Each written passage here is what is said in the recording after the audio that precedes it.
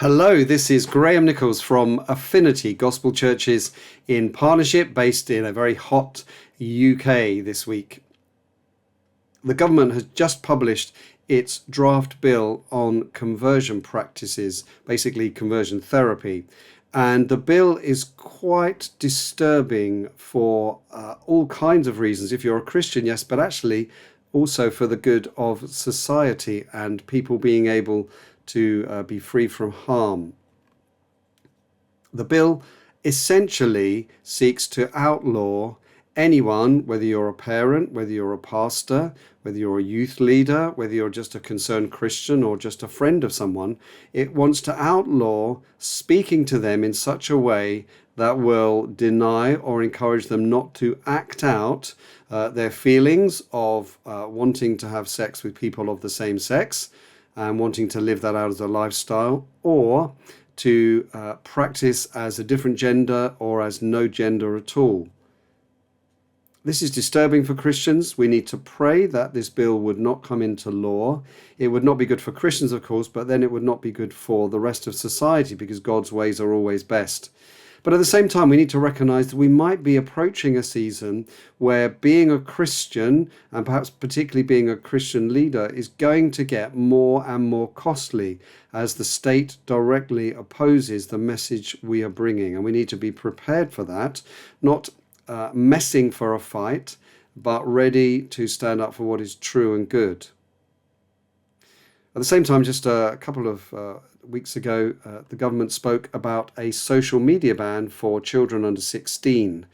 I'm a bit torn about that, as perhaps some of you are. On the one hand, social media is harmful to children, and perhaps the worst harm is the younger they are. So I'm kind of in support of the idea of restricting greatly social media usage for children, especially younger children.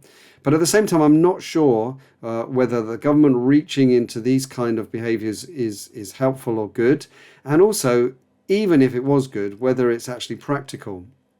I think with both the resourcefulness of IT companies and of young people, it will be pretty easy for children to get around the ban with using different social media tools, which the government can't possibly keep up with, and using AI tools and virtual private networks and all those things. That seems to be the experience in the UK. It also means the government will hold lots of information on adults who are legitimate users. I think far better to focus on cultural education, that parents should take their responsibilities of restricting and at times banning their children using social media. But along with that also, that there's a kind of culture where it's considered that these things are harmful and potentially dangerous. Of course, as Christians, we think there's a lot of harmful content, sinful content, depraved content that's on the internet. And if it were at all possible, actually restricting that is not a matter of restricting free speech. But if there was less pornography, less incitement to hatred that was happening on the internet, that would be a good thing for us as believers, of course, and what we want to do in serving the Lord, but also for our society in general. One other story is that there's been a report from Germany that perhaps they want to raise the retirement age to 70. Obviously, that would save money in terms of state pensions if that was incorporated here. At the moment, it's moving towards 67. It's moving a bit further and further away from me, but it's moving towards 67. I think this year that will be the male retirement age. It would save money on state pensions if it was made higher. It would mean people would stay in work for longer and be productive, which would be a good thing. I'm not sure about all the statistics on that and how healthy people are up to a certain age, but I love the fact that in the Bible there is the sense that older people are to be valued.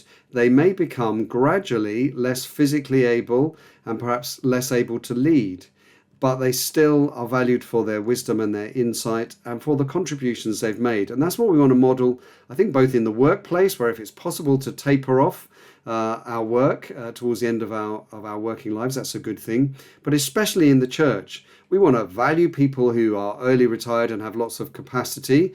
We also want to value people who have less capacity but still have that wisdom, and also care for people when they perhaps have less capacity and less ability to interact.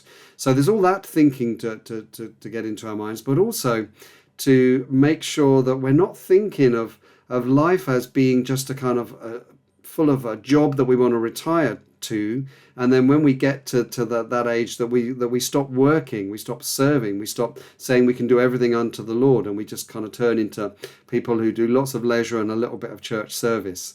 We want to be those who are productive in all of our lives, seeing it as all for the glory of God.